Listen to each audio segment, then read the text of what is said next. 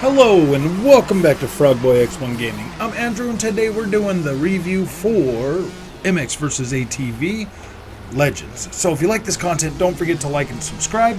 I'd like to thank THQ and Rainbow Studios for providing review code for this. This review is going to be for PlayStation 4, PlayStation 5, Xbox Series S, and Xbox Series X. So we're going to go ahead and begin with the farm, because that's basically the first place you're going to see is the farm. Well, yeah, so basically the first thing you're going to see is the farm. So this is something that I really like about this game is the farm. No, the video that I'm showing right now does not correlate to what we're going to be talking about. This is just some gameplay that I recorded about an hour into the game. So I'm just going to go through my list of stuff while you watch this. Now the farm, basically your training area where you'll do your tutorial, where you will start to get to know your vehicles a little bit before you start getting out on the track. The farm in this game is literally freaking incredible. Like, literally incredible. It's got some of the coolest hills, some of the coolest paved or dirt roads, some of the coolest, just far better than I've ever seen in any MX game, and that includes like MXGP, or the Supercross games. It is literally incredible. I love it. It's just big enough to do what you want to do. You can drive around in one spot, drive over to another spot, go all the way back, and your tire marks are still sitting in the ground on all these versions. So that's pretty cool. I really like it. I like how it's set up. I like how it's got scalability to it as well. Like it has pretty nice ground, like the ground, and then the mountains that are in the background. They're like the perfect height. It's just perfect. I love the way it looks. The beautiful grass everywhere. The beautiful trees. It literally looks phenomenal. So now we're gonna move on to the next, well, to probably the most important part of any racing game is the handling. Now I did test the handling on all three types of vehicles, the MX, ATVs, as well as the UTVs, and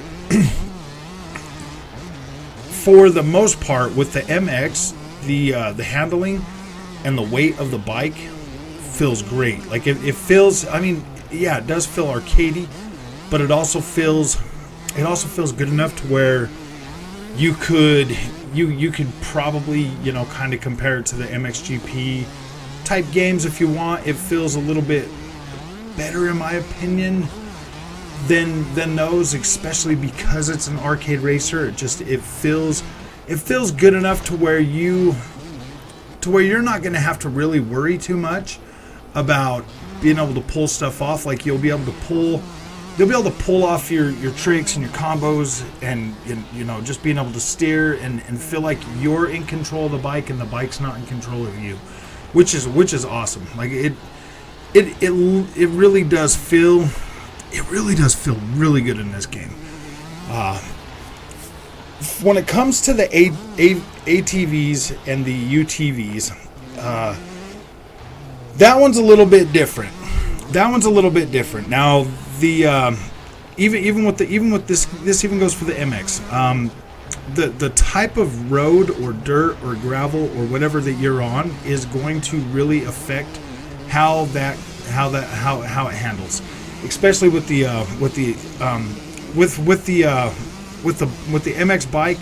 The harder dirt and stuff, you can drift better, you can do stuff like that, and it feels better. With the ATV and the UTV, they feel a little more slippery. They don't feel like they have near as much weight to them as the MX bikes do. So that's a little bit more challenging to hold a better line with the ATVs on certain terrain.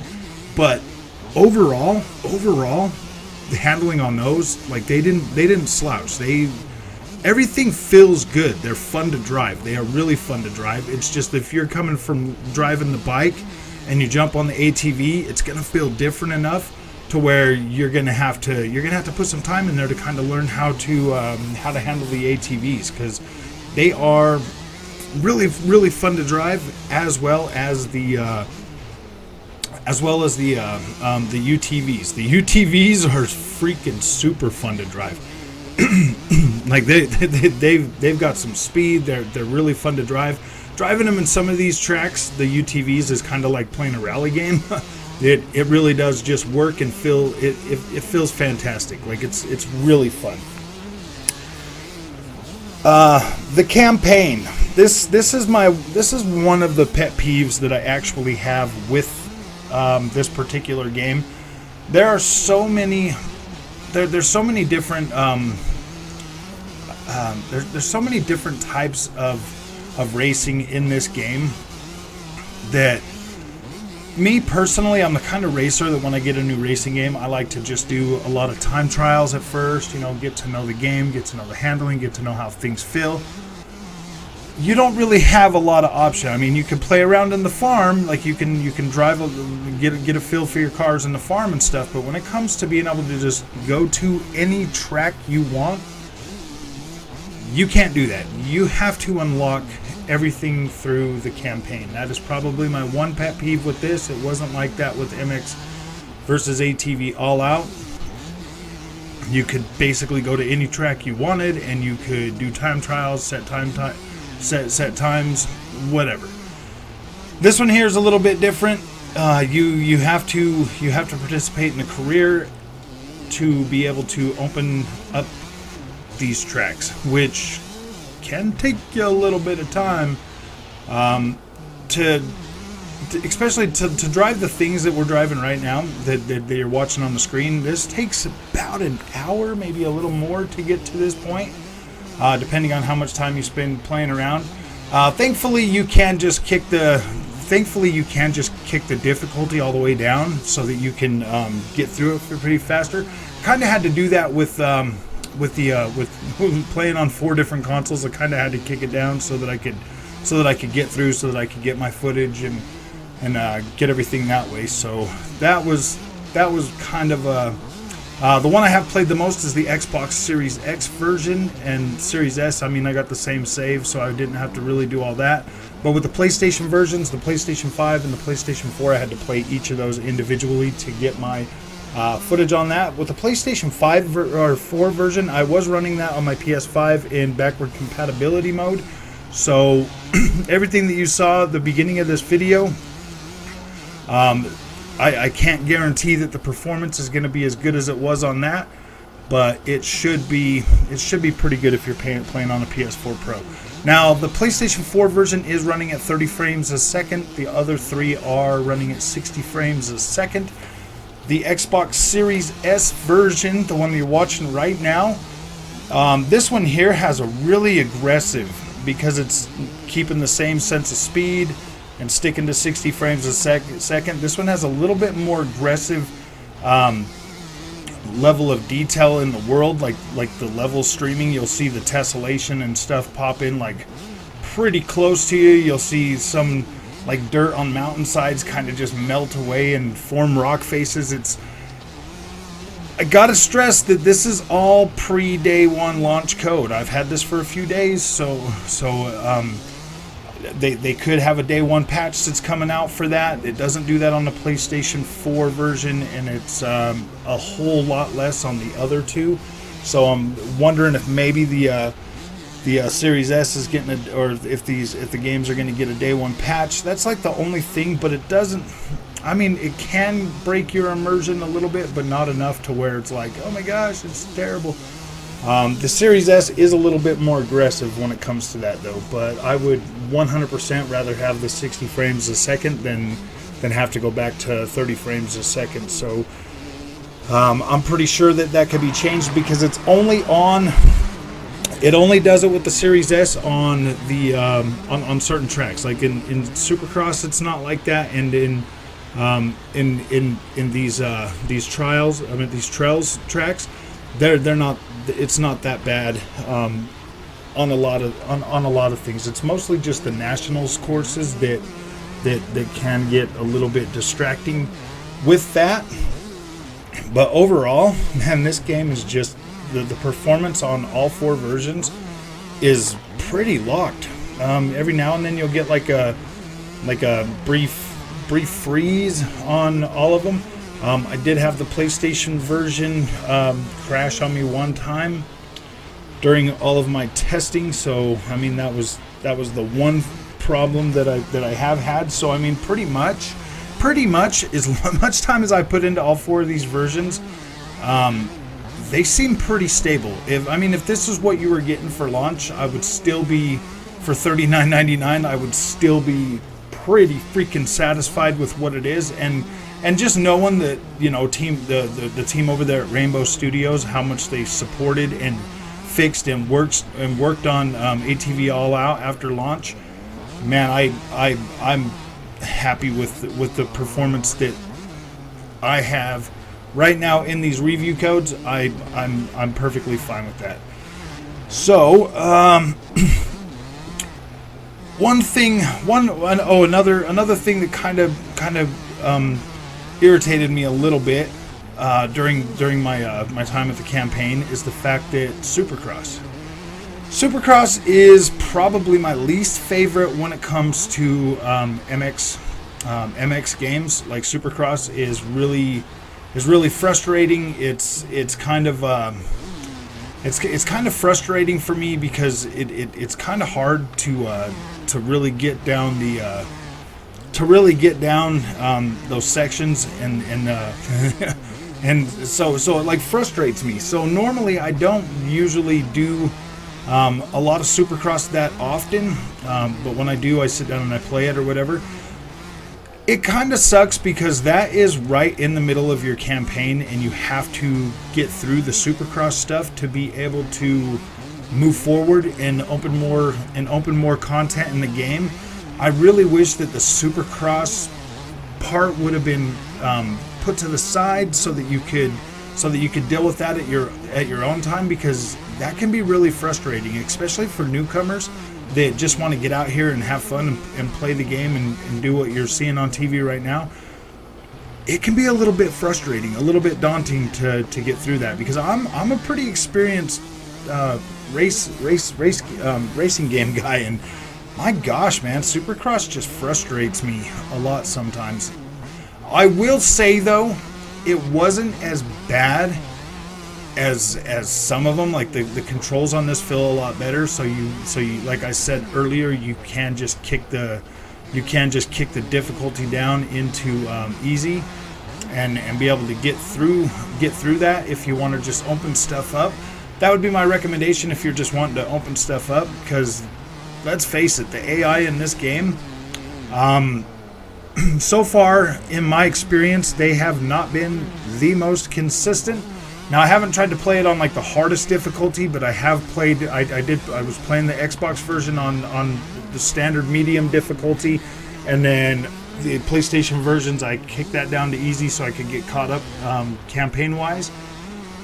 Because that was just going to take me so long. Because I've been spending so much time on the Xbox version. I had to get caught up pretty quick. So when it comes to the AI in like the really easy, they're dumb. They're really dumb. Like, you can just blow right by them and not even have to worry about anything from those guys. The challenge is really not that bad. Supercross challenge on the PlayStation and stuff was a little bit more. I mean, like some of them I'd come in like third place even with them set on easy. So it is a little bit. It can be a little bit. Supercross can be just a little bit kind of annoying when it comes to the AI. When it comes to like the nationals and the invitationals and the rhythm sections and all the rest of the different types of content in the trails, if you set the AI on easy during like trails and stuff like that, you're gonna blow them away. Like, you're gonna blow them away. The only ones that are really gonna give you some problem, the only way there is through the rhythm section, because those are kind of like the Supercross stuff. So that's the only time you're ever going to get challenged with them. So I think medium is pretty fair on this game for the most part. Like, they're not too dumb on that, but they're not the world's smartest. So I would probably recommend like a medium if you're new to these games and you just want to have fun. This is pretty arcadey. It is pretty fun. As you can see, you know, we've been watching, like, this is literally my favorite part of the game. My favorite part of the game. It's almost like Rainbow Studios was listening to me back when ATV versus back when MX versus ATV All Out came out, and I hit him up on Twitter and told him I just want some really big stages with lots of hills and mountains and really steep hills, and it's like they literally listened to me, man. I feel like they built this game literally for me. I know I've been getting a little technical, but I'm gonna tell you right now, there's not a lot about this game that I don't like. There's not a lot. Even the Supercross stuff, it's frustrating that I had to get through that, because normally I just ignore the Supercross when it comes to the MX versus ATV games. I don't ever play it, so it was kind of nice to have to sit back and actually do that, though, on this game, to be completely honest with you, because so far this is probably my favorite experience when it comes to Supercross. It just felt better. Plus my hometown of Salt Lake is in the game, so I was like, okay, cool, you know. This literally feels like it was a love letter to me, because this is exactly what I asked for in MX versus ATV All Out. This is exactly what I wanted, exactly what I asked. This is exactly what I pictured in my head. Now, these areas that you've seen me driving through, these are actually, there's three big maps. There's three big maps, and these are races that are on them. They're called trails. But you can go in and you can go to each one of these areas and just free drive wherever you want on these three pretty big open environments. Now, when you do that, none of this stuff like these orange things, that the street dividers, they're not going to be there when you're doing that. There won't be any these jumps or anything like that. It'll just be good old fashioned, you know, mountainside. You can drive up the side of the mountains. Everything else, you can bring whatever vehicle you want. These are cool. This is my favorite part of this game. This is exactly what I wanted when it comes to MX versus ATV Legends. This is exactly what I pictured in my head. It's like almost like they were like, "Woo, man, let's build what that crazy casual gamer YouTuber wants, man." I'm like, "Whoa, that's insane." Yeah, this is great, man. This is great. I just can't thank them enough for bringing this, for building this. And the way that Rainbow Studios supports these games, I know we can look forward to more content for this. So yeah, man, like this game has won me over. Like I'm 100% happy with this game. I would not regret buying this whatsoever. I've got plenty of time in there already, and I'm definitely going to continue playing this. I'm about halfway into my year 2 on the career, and I'm having fun. This is great, man. All of the footage that you've seen in this has been like 125. These bikes are 125s. So once you get to 250 is when things start to really take off, man. It's like, woo, man, you're jumping farther. You're jumping higher, you're faster. Oh my gosh, man! And let me tell you, the sense of speed on this, it feels incredible, man. Like we're just flying through here, and like all of these environments, they look so beautiful. All that grass is full of grass. The level of detail in the environment looks good. The textures in the dirt on the road looks amazing.